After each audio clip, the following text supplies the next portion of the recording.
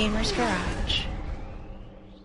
Can't stop the train, baby. Woo!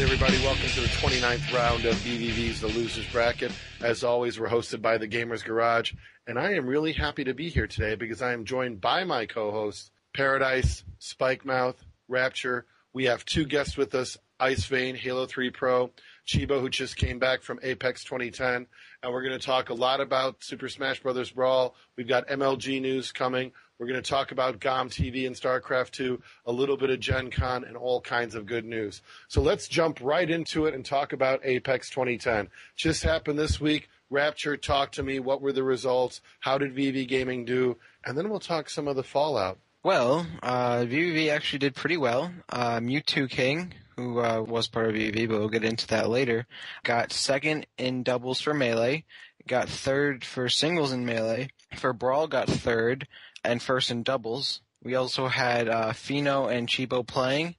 Adamus got seventh in Brawl singles. We had a lot of placings actually. Lee Martin also teamed with Mewtwo King in doubles. Overall, a very good event for VVV. We had a number of players attending from the organization. And for VVV, it was a great event. Overall, though, very amazing event. Tons of games there from Melee to Brawl Minus, Brawl Plus. The stream was great for when it was working. Sometimes it wasn't really working all the time, but we got over that. I really regret I wasn't there. Chibo, can you go into more about actually being at the tournament? Sure, I definitely can. Apex was quite an amazing tournament. It definitely not even just met the expectations, but it exceeded all expectations from just about every player at the event, and it was huge. The show for Brawl and Melee were great. Brawl hit over 260 entrants, making it the third largest Brawl tournament yet. And, what can I say? That the hype is obviously, of course, around the Japanese players that attended.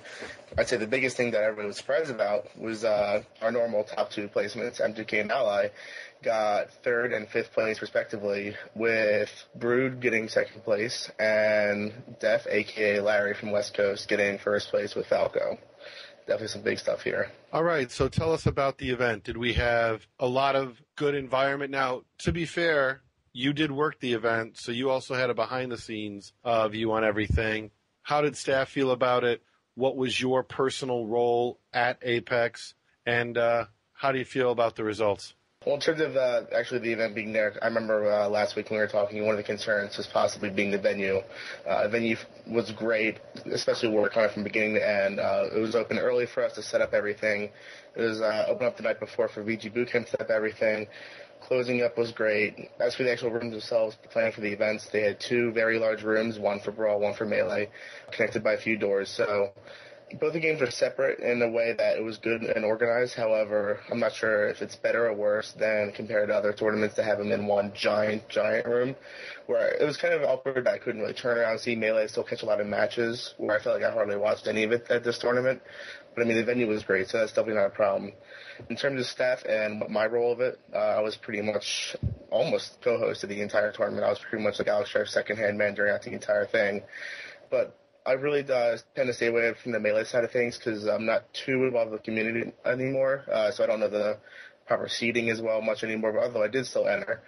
But really when it came to Brawl, I was at the forefront making pools, making brackets and whatnot, getting people on setups to play their matches, and just overall organization running of nearly everything. In terms of other stuff at the event, everything was very organized. Everybody was designated in their own areas, whether it was registration, Brawl side of things, Melee side of things, side events, tournament organizers, live stream commentators, and so on. Now, one of the biggest things at the event were the Japanese players, including Brood, who played as Olimar, and Rain, who plays Falco. Can you talk about the Japanese appearances at the tournament? Yeah, and to dovetail into that question, I want to know, from what I've heard and seen, it appears the Japanese style really surprised some players. In other words, I would not say the Japanese players are necessarily better, but they bring some strategy tactics, I think, that may have surprised a few players. As a novice looking at the game, is that a fair read? I'd say it's appropriate to think of it in a sense, but I mean, when it still comes down to it, we're all still playing the same game here. We're all still playing the same characters, so provided that you know enough about the game, you should still know what we're expecting when we see the Japanese players play. One thing that is a lot different than with them is that they're a lot less of a campier player compared to many of the U.S. players, and they're more offensive style, using a lot of tech skill. It does catch a lot of players off guard. In terms of actually what to expect, though, a lot of the U.S. is really akin to top-tier characters, Meta Knight, Snake, Falco, Wario, When, and Olimar here got second place, which is a character that's somewhat underrepresented with how good a character is, in my opinion. We only have, I'd say, about 4 or 5 good Olimar mains here in the U.S., and we're definitely played a lot different than most of them, as I can say for myself from playing them. As for the actual Japanese players, though, they're all really good players. They're all very nice and very respectful of each other. Even while playing them, I've actually been congratulated on some of the moves I did during my combos and whatnot while playing them in the middle of the match, which surprised me. Some of them are actually still in America now. They're going to be attending an event next week, so it definitely shows that they're still willing to continue to compete in America, and they still want to play more instead of just going home. I really can't say anything negative about them. They're great players, both as a person and as a competitor. For doubles, I was actually really surprised by the team that got second in Brawl doubles, Chudat and Junebug. Do you think that they were like the underdogs of doubles? I mean, how do you think that they did so well going Kirby and Lucario? Well, I don't think it was unexpected at all. You could ask me before the event how would Chu and Junebug do, and they're definitely considered to be a very strong team. Chudat is undoubtedly amazing in doubles, even though he's playing Kirby, which he's more or less one of either 2 or 3 Kirbys in the U.S. that actually does well. But the team is incredibly strong. Chudat has been a Smash professional for years and years now, since toward the beginning of Melee. So he knows how the game works. He knows how to read players. He knows how to play effectively. And Junebug, although while a newer player, he's probably first or second best Lucario, going toe-to-toe with Lee Martin. And Lucario is an amazing doubles character where, obviously, Lucario gets stronger as his stocks go down and percent go up. And it's even multiplied to an even stronger fact, taking his teammate into consideration while playing doubles. And the two of them are from the same area. They play together a lot. They always get amazing results even when they team. Just a few weeks ago when I was at Xanadu Games, I mentioned on the forums, Junebug actually won teams there, teaming with Korn and Meta Knight from MDV as well. And Chudat had gotten, I believe it was 3rd or something like that, but it's normally in the best teams at MDVA, so I'm really not surprised at all. They're definitely not the underdog. Well, that was actually really cool to see, but one thing that we ended up seeing, unfortunately, at Apex, 2 of our players, Adamisk and Mewtwo King, unfortunately have been dropped from VVV because of the representation at Apex. Mewtwo King and Adamisk didn't wear their shirts. They really didn't represent us. Yeah, let me address the fallout that happened after Apex because, obviously we got the report back that 3 of our players didn't wear their shirts, Adamisk, Mewtwo King, and Lee Martin. And so immediately, I wanted to talk to each of the players. Normally we have a no-shirt instant drop policy, but since the Brawl community is new to VV Gaming and they certainly don't have a lot of experience with sponsors, I wanted to talk with the players. With Adamisk, he said he forgot his, to which, I sort of said, well, that's really not a good thing. It's something I'm going to have to talk to staff about as to what our next steps are going to be. And Adamisk sort of came back right away and said, if it's that big a deal, I'm going to leave. And I thought, well, yeah, it is that big of a deal. We're certainly not going to pay for your hotels and things like that for MLG events if we're not getting representation out of it. At that point, we gave him the opportunity to resign, and he did, and that was fine. Today, talked to Mewtwo King. With him, we had an agreement where he would wear his shirts at events, and he would blog, and we would give him $150 a month. And this started sometime after MLG Columbus.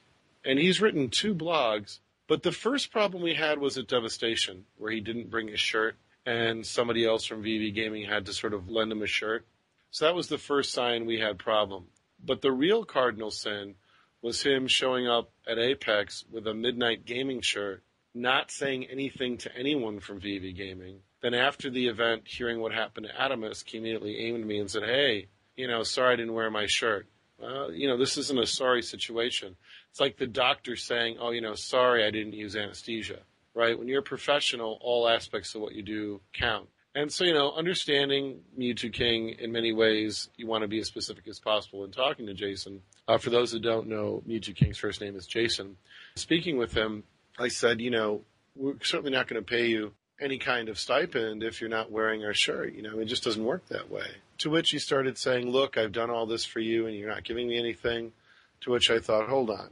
We gave you, hotel at MLG Columbus.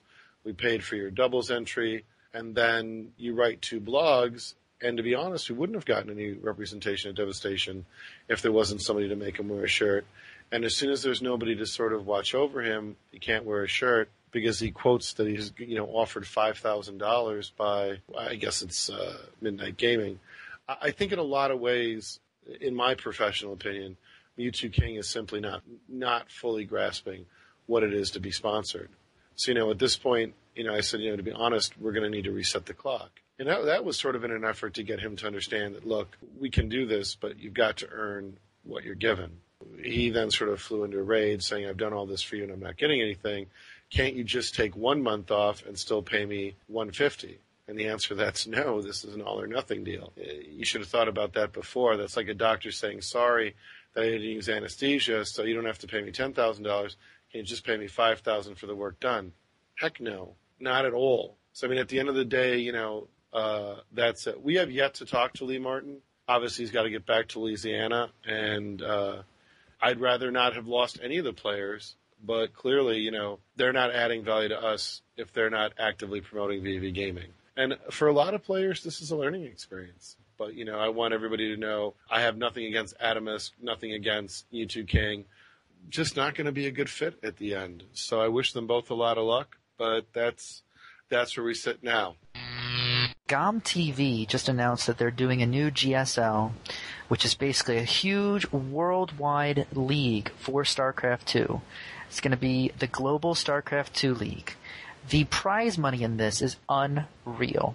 Total of $500,000 is planned for the year 2010. The winner of the monthly tournaments will be winning around $85,500 out of this world.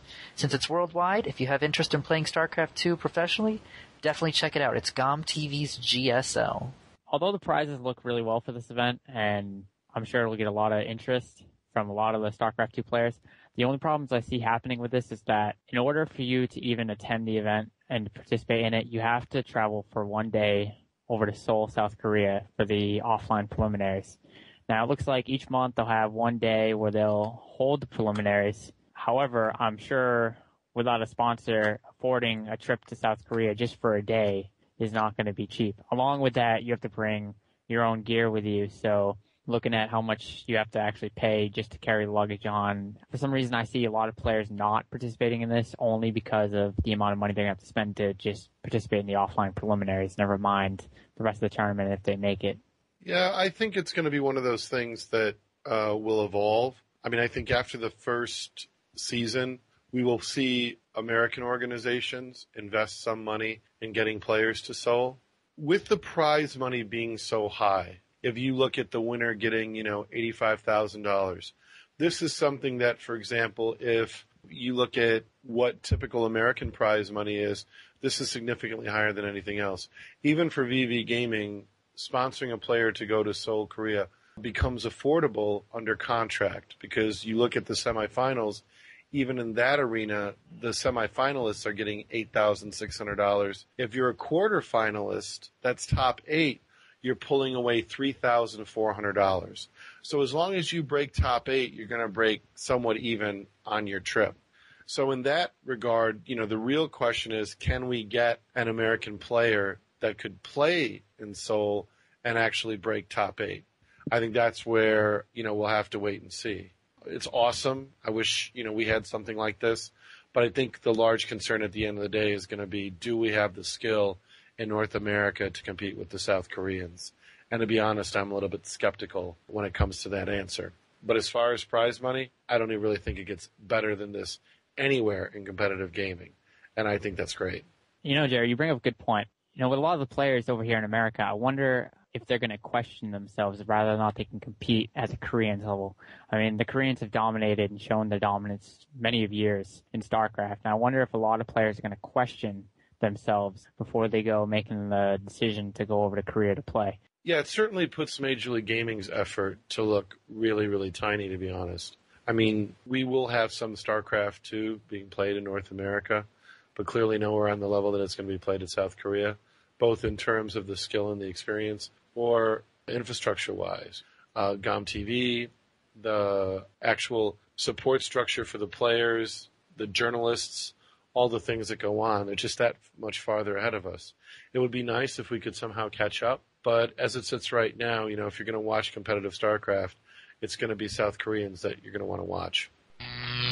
There was a thread on the MLG Pro forums asking about LAN centers. And I wanted to ask anybody here if they knew why Major League Gaming was asking for LAN center info. Could this be one of Major League Gaming's efforts to reach out and try to build community? What do you guys think? I think MLG's reaching out to the MLG forums to try to slap the MLG name onto another brand, basically. Just like MLG slapped the brand of ViewSonics, Gunners, Astros. Every MLG player that plays Halo automatically gets those equipment, whatever MLG uses. Now, if MLG slaps those three little letters in front of that LAN center's name, then that kid will automatically want to skip, say, a 30-minute LAN center away from him and drive an hour and a half just because he's going to the official MLG LAN center. It's an easy way for MLG to look like they're reaching out to the community and make some money. Yeah, that's probably a good point, Icefane. MLG calling something its official LAN center, and that's not going to cost Major League Gaming anything. They will just tell the LAN center that they can advertise their LAN center on game battles and on the MLG website, and in turn ask them to agree that they're the official MLG LAN center. Probably also they're going to probably want to have some kind of marketing arrangement. Like I would imagine they would try to get MLG products, MLG sponsored products like Astros, probably Mad Cats when they come out with their controller, try to get those out in the local LAN scene. Is it a good move? No. I think there's going to be a lot of disappointed LAN center owners. That's what I suspect is going to happen. Because, I've, in my experience in talking to people who deal with Major League Gaming, they never really get the good end of the deal. I think it's going to be excitement at the beginning, but if we look at every other relationship Major League Gaming has had, it usually doesn't end in somebody being very happy, so... I mean, in my opinion, I don't think they're going to try and buy any of these LAN centers or make them their own. I think they're just going to sort of have them as venues for smaller tournaments.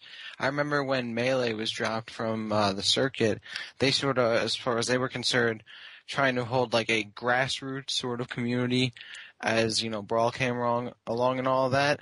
I think that's going to be the same thing. They're going to try and sponsor local tournaments to try and see if they're showing the community they care. I don't think they're going to try and buy LAN centers or try and make them their own, but they're definitely going to be all right, well, we're going to host this tournament and we're going to have all this MLG stuff everywhere. Whether or not it's a good thing, I don't know. I mean, if it's more tournaments, that's good, but if it's going to just be a MLG fest the whole time and it's really not about the tournament, then I'm not really for it. But if it's just for tournaments, to have more tournaments for Halo or Gears or whatever game they're for, I don't know, it's better than nothing. Well, here's something else. A couple weeks ago, because MLG isn't the only one trying to get information about this, Dr. Pepper posted something on MLG's website a few weeks ago asking how gamers connect with people at their schools and stuff like that. What I'm wondering is, because they're doing these championship tuition things, these challenges on game battles, what I'm wondering is if they can branch out to the community that doesn't really know about MLG, all those gamers that don't really know at colleges and stuff. So I wonder if they slap their name on a LAN center and, some of the MLG community bring friends who don't really know about it to the LAN center and say MLG's holding some tournaments, it'll get them more known with people that don't really know about it.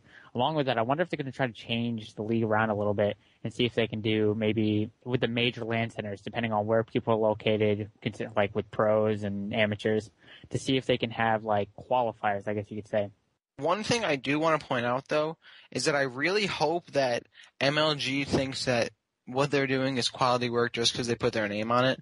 I'd like it to get to a point where people know if MLG puts their name on something, it's going to be quality. If it happens, like if MLG can do that in the near future, that'd be great. I don't think they can, but it'd be nice to see if you see MLG's name on something that you know it's going to be a quality event. But I don't want them misleading people that, oh, MLG's name on it's going to be good, because a lot of times it's not. So if they can do that, that'd be great, but I hope that they don't just put it down where, all right, MLG's name is on there, so it's going to be great. I don't want them misleading anybody is really what I'm thinking right now. Here's the issue with that, Rapture. A lot of kids that don't understand the competitive scene believe that to already be true. A lot of people will go, oh, Astros, MLG pros use this, I have to have them. A lot of people are too lazy to do their own research, so because of that, it might benefit somebody that throws MLG's name on it. I think that might be what MLG is banking on. Yes, definitely agree with you on that point. But it might work out for, a month, two for the LAN Center. But in the end, LAN Center will be still expecting more, but MLG will be not giving them more. They'll be keep on giving them less and less and less as the months go by. You know, what you said, Iceman, kind of dovetails right into something that a lot of people talk to me about, like what can be done to make competitive gaming better. We got a lot of positive response when I gave the sort of rant at the end of last show, and now all of us together have to start to ask the deeper question, what do we want North American gaming to look like? And I almost feel like it should be in the hands of the players. Because one thing about growing your business, and the one thing that Major League Gaming did, is they put themselves in a position where they have to become profitable, and they have to do it in a certain time frame. And because of that, they have to take shortcuts to maximize their profit. So what that means is, you don't have chairs, for example. You get poorly trained staff often at events.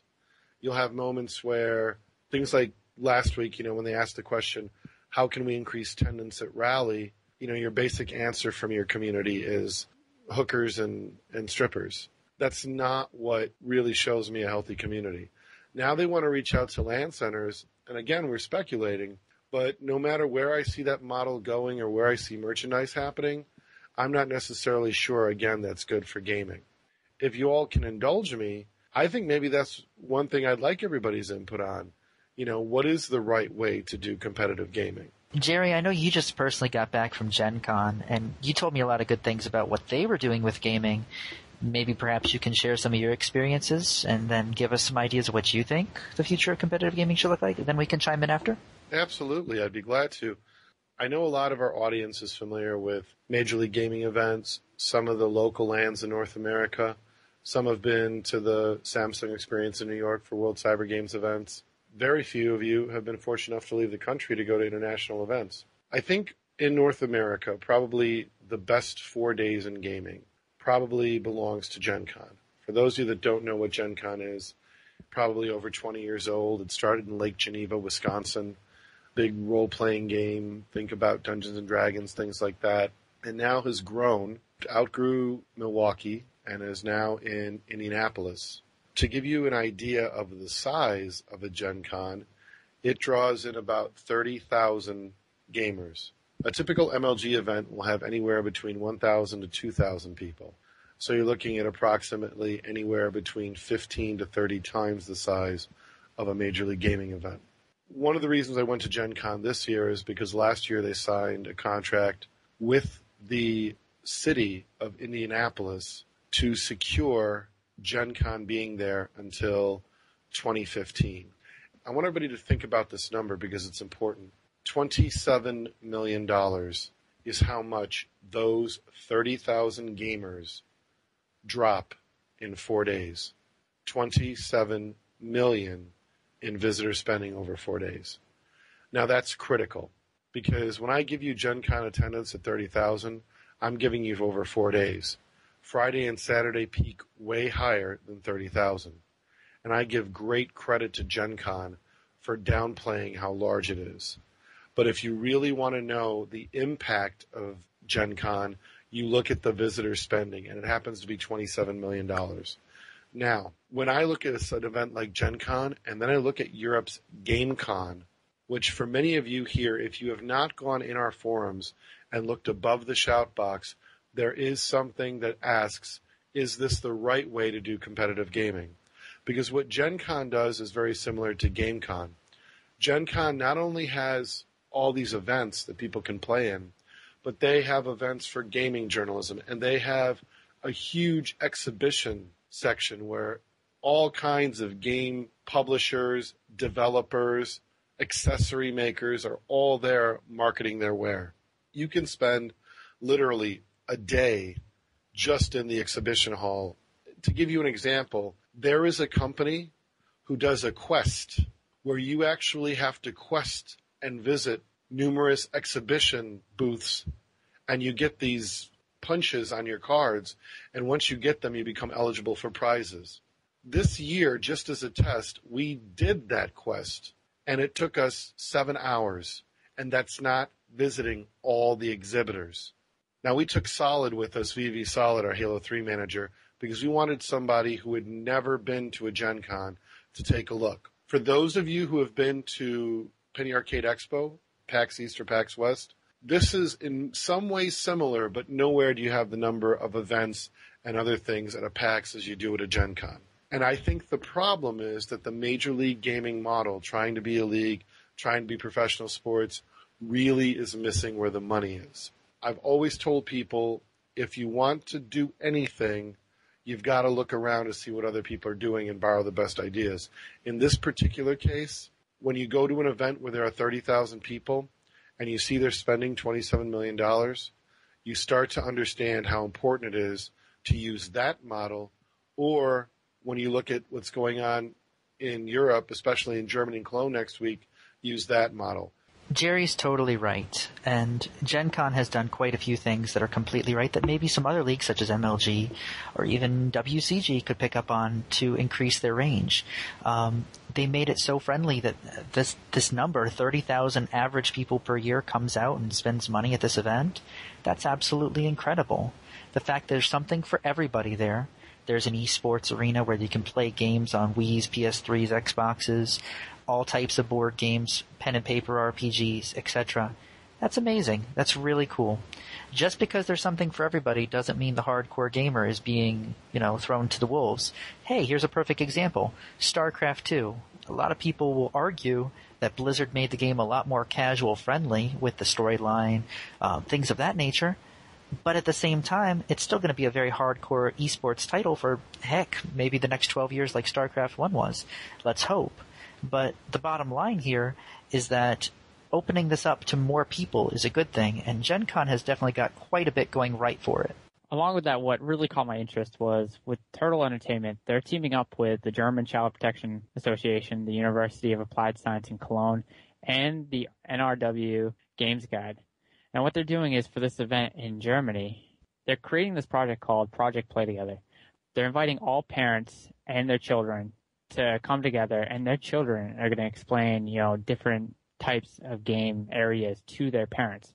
Now, I think this brings a whole nother level to gaming, because when it comes to gaming, a lot of parents don't quite grasp the concept of what their child is trying to do when trying to get into professional gaming or wanting to go to tournaments for a video game. I think a lot of parents kind of find it, I guess you could say, dumb, or, maybe they should grow up or something like that. But I think what it comes down to, I think having the support of your parents is going to be big when it comes to something like this. Like, if they can actually sit down and understand and learn what is going on and what the idea is of all this, I think more parents would be open to letting their children go to these events around the world, knowing what kind of money there's involved.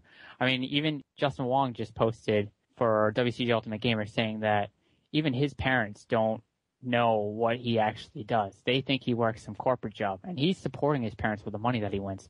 So I think to allow this, if more companies like, say, Major League Gaming were to do this, have families come in and have their children talk about the games. Because a lot of parents go to MLGs and they just don't really care. They don't really hang out at the event. They kind of go off on their own and let their kids just do whatever. I think if the parents can learn and get the same feeling for the leagues and the tournaments that their children do, I think it would bring more to competitive gaming. Like, more children would be allowed to go, and there'd be a greater community in the long run. Yeah, a lot of it is a real learning experience, actually, that we don't have a lot of in North America. It's all about, you sort of learn on your own. And one of the things that Turtle Entertainment will be running, along with another organization, will be a writing workshop for aspiring journalists. And I covered this on Geek to Me about in gaming journalism. There's a lot that can be done, and it's great that a lot of people can learn a ton about writing in competitive gaming and just gaming in general from a workshop like this. And we don't have that at all here. You can't go anywhere and have that sort of experience to learn from people who've been in the industry and have been doing this for years and years. You don't have that. You can't go to MLG and have someone teach you these kind of things in a workshop. Even if it isn't writing, you don't have that kind of learning experience. And being a writer myself, it's great to know that a lot of people can get that experience and learn about how to be a writer in gaming from people who know what they're doing. That's the thing. You're learning from people that know what they're doing. It's not like a half-assed thing that like, all right, we're just going to have this because people like it, blah, blah, blah. No, they want to teach people how to do it. And the fact that they're putting a lot of time and effort into organizing things that aren't just about gaming, aren't just about the entertainment and competitive part about it, but actual real things that you can use in real life, things that you can just learn about without having to be a gamer, having to be, someone who plays like a pen and paper RPG, whatever. Things you can learn. The fact that we don't have this in North America is almost disappointing, but that it's there is actually a really, really awesome idea.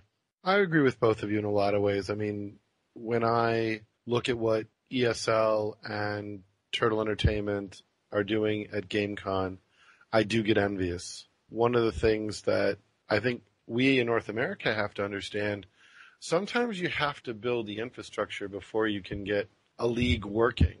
And in many ways, Major League Gaming will probably claim, hey, look, we're a league. We don't get involved in all this stuff. But clearly it would help your business model if you learn to reach out to organizations and even spend a little money getting them to possibly partner with you. I mean, in many ways, Major League Gaming tries to own it all. That's been their mentality. They've acted much more like a Halo clan on GB than an actual business. And I mean, I think that's a large part of the problem. Next year, I will be at Gen Con again, and I'm sure we'll see many more VVV faces there. And I also want to see people looking at other things like PAX, Gen Con, what goes on in Europe, so that if MLG does ask you, what can we do better? Well, here's some really easy answers. These are the places you should look. That's what Major League Gaming needs to do. They go out there and do the research. This brings us to our newest segment, Google It. The first thing I want everybody to take a look at is Guild Wars 2. There is a new trailer up. They talk a lot about the game. It's one of those rare games that's very public in its development. They have a game design manifesto. If you're interested in MMOs, or even if you're not interested in MMOs, if you hate MMOs, Guild Wars 2 is what you should take a look at. So Guild Wars 2, Google it, take a look at their latest video. You'll be glad you did. For those of you that use Netflix, for those of you that may use GameFly, the gaming version of Netflix, Blockbuster has decided to add games by mail. So those of you that have a Blockbuster account, you can now receive video games through the mail. Blockbuster adds games by mail. Google it. There's been a lot of talk about Infinity Ward, that Infinity Ward was finished, that there was this big disaster. This is not true. Activision Worldwide Studios boss David Stoll, he said, this is not the end of Infinity Ward. That as soon as they lost those 35 employees, that they had over 5,000 job applications to fill vacant or open positions. What does that mean? Ultimately, Infinity Ward will rise from the ashes. Infinity Ward will rise from the ashes. Google it. That's about all the time we have. I would love to talk more, but gentlemen, that brings us to the end of the show. Indeed it does. As always, we want to thank the Gamers Garage for hosting our show. Stop over at the site, check out the other great podcasts. I was just on episode 150 last week of the Gamers Garage. If you haven't had the chance to listen to it, go check it out.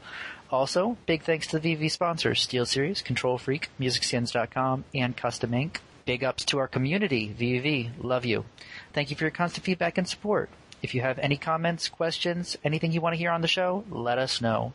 Feel free to call us, 206-350-7352, or email us, mailbag@thegamersgarage.com. You know the drill. Hop to it. I just want to give a shout out to Solid, Doomhammer, for coming with me to Gen Con. You were a big help. Thank you so much for taking pictures. Thank you so much to Solid for working the e-game arena, meeting people, and helping get us some recognition and an understanding of what goes on there. I also want to put a big shout out to staff. We got big things planned for the upcoming quarters, and I really appreciate everybody's hard work. All right. I want to give a shout out to Jerry, Jason, and Dakota. Great commentary as usual. Big shout out to Adam and Mark for joining us this week. Big shout out to my family and friends. And this one's going to be a little different. This one's going to be a shout out to the Final Fantasy XI community. Now, they've always been great. It's really gotten me away from everything else, FPS and everything, so it's kind of gotten my mind clear of everything. So, big up to you guys. I'm going to give a shout out to everyone behind Apex, because great tournament, and it was awesome watching it, and I regret not being able to go. I also want to give a shout out to Allied for being awesome. I saw him there. I know he's been going through some stuff, so I want to give him a shout out. We know we love him, so keep him in our thoughts. But shout out to Allied, and then shout out to the rest of our Smash Bros. Players. So Chibo, Mark, you're here. You already know. Fino, Cheese, all of them, because we love them. We love Smash Bros. And that's my shout out for today. You know what I want to know, Rapture? I want to know if it's true that you stayed home because of allergies to watch Apex. Is this really true? No, I had many reasons why I could watch it. It just happened to be the fact that I was afflicted by them at the moment. So you had allergies? Well, yeah, naturally. So what kind of allergies? Pollen, dust, trees, grass, some animals. I think my allergies are starting to kick in. But wait, I think that's just being allergic from the bullshit you're talking about. No, I'm being serious though. Like if I sit on grass or something, I get all itchy, and like trees give off this like pheromone, and I can get really sick from it. I thought you were going to say it would make you really horny. I could see you humping trees. Look, the point I want to get to is goldenrod one of the things you're allergic to? Well, the plant, I guess. I was told there was a lot of it, and the pollen was making me not very healthy. So did this affect your ability to watch Apex? No. It actually it increased my capability of watching it. All I'm going to say is you've got so many problems, but we know you're not allergic to otters. I'm not allergic to otters. I love otters. Have a good week, everybody.